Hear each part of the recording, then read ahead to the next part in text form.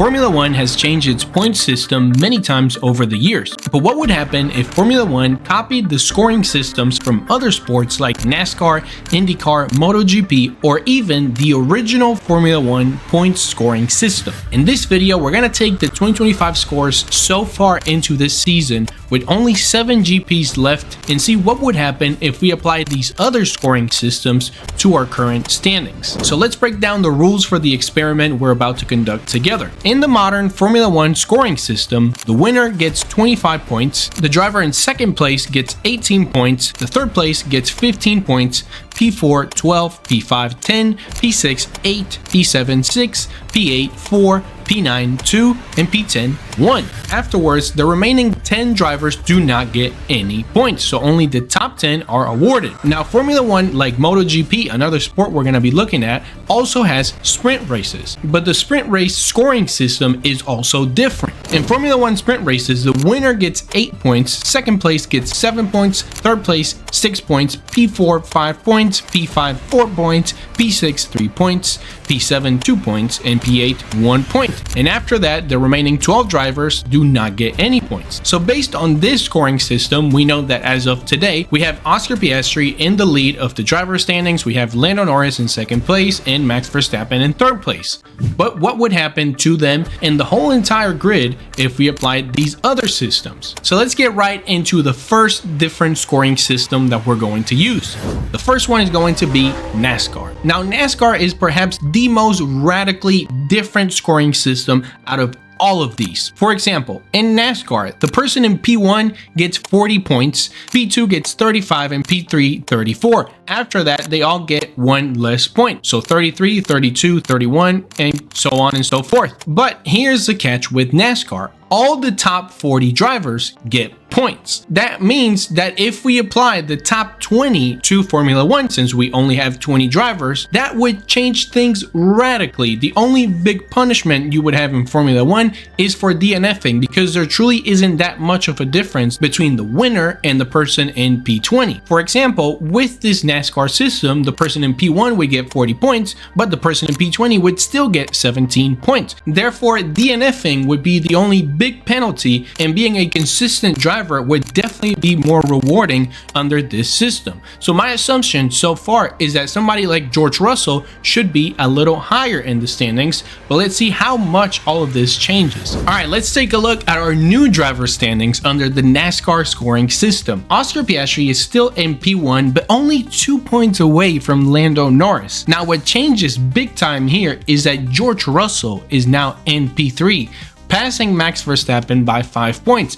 And like I mentioned, this is something that I expected because George Russell is perhaps not a better driver overall than Max Verstappen, but for sure a very consistent driver. And this point system definitely rewards consistency. Now, on top of that, we can also see many other changes below that. But what this system means is that many of these drivers who are out of the title fight in real life would still be in the title fight, because if you end up in P1, you are still scoring 40 points. With 7 races left, technically pretty much everyone in the top 10 would still be in the title fight, as long as many others among the top would DNF. Now, when we look at points distribution, this is wild. A lot more even compared to our current system. Let's take a look. This is with the real F1 scoring system, a lot more uneven and less competitive. Of course, in the real Formula One scoring system, the better drivers and better teams with the better cars get a lot more points compared to the NASCAR system, in which we would have a lot more competition. And when it comes to the Constructors' Championship, we can also see something very similar happening.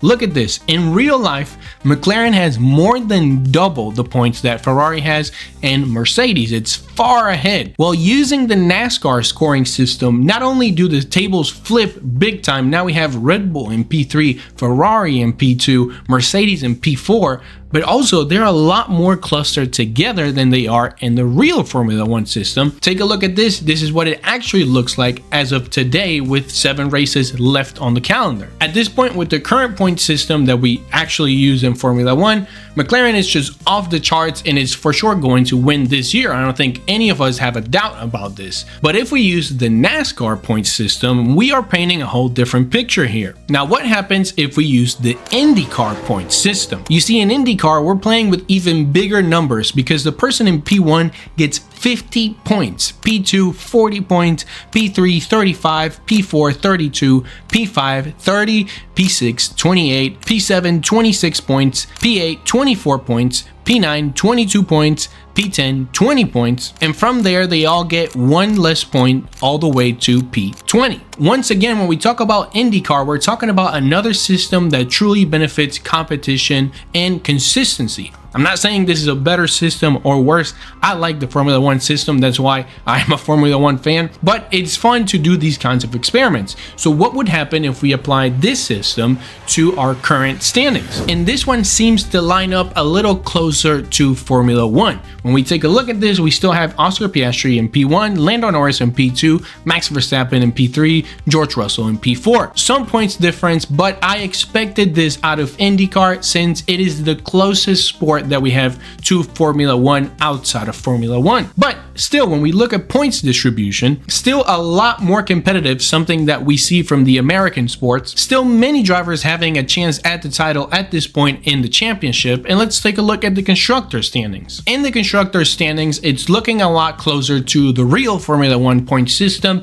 but still a little closer, a little more competitive. It's not like McLaren is doubling in points everyone else. And when we look at the pie chart form of this, they also look a lot closer. But let's now take a look at what would happen if we use the MotoGP scoring system. So MotoGP, even though it is not as similar as a sport to Formula One as IndyCar would be in the aesthetics of it, in the point sense, it is a little bit closer. The winner of the GPs gets 25 points, P2 gets 20, P3 gets 16, P4 gets 13, P5 gets 11, P6 gets 10, and after that, they all get one less point all the way to P15. The main difference with this system is that it awards points all the way to P15 compared to the P10 in Formula One. But here are the similarities. MotoGP also has sprint races. Not only do they also have sprint races, but they value them even higher than we do in Formula One. Winning a sprint race in MotoGP truly means a lot of points because the driver in P1 at a sprint race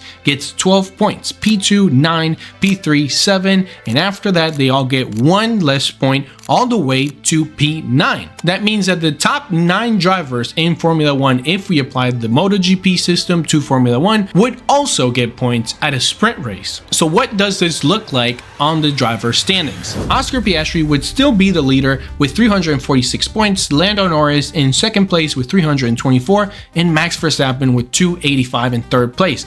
It would be a more uphill battle for Max Verstappen here than it would be in the real Formula One world. And this is even more clear when we look at the pie chart that MotoGP has a more even system all across, but it still benefits quite a bit that one winner each time. But what would happen in the constructors? Right here, it is quite clear what I mentioned before. MotoGP has one of the closest point system to Formula One, and you can see it right here. McLaren completely gapping everyone else, and the standings don't change that much. We have McLaren in P1, Ferrari in P2, Mercedes in P3, and Red Bull in P4. Now for our final point system, we're going to go back, way back to the Fangio times. We're going to go back to the original Formula One point system. And oh boy, was this one different from the current one. You see, in the 1950s, we didn't have sprints, but we also didn't have points for the top 10. Formula One only had points for the top 5 drivers, and nowhere near as many as they get now. So being at the top was very rewarding. The driver who won the GP would get 8 points, the driver in P2 would get 6, the driver in P3 would get 4 points, the driver in P4 would get 3 points, and the driver in P5 would get 2 points. After that, literally no one else got points. So you may be thinking this should look radically different from what we have in modern Formula One. Let's take a look. To our surprise, I am just as shocked as you may be. Our driver standings are pretty much the same with this scoring system. We have Oscar Piastri in P1 with 93 points, Lando Norris in P2 with 89 points, Max Verstappen in P3 with 70, and then we have George Russell once again with 52 in P4. But here's the catch. Let's take a look at that pie chart. When we look at this pie chart, we can see what I was talking about earlier.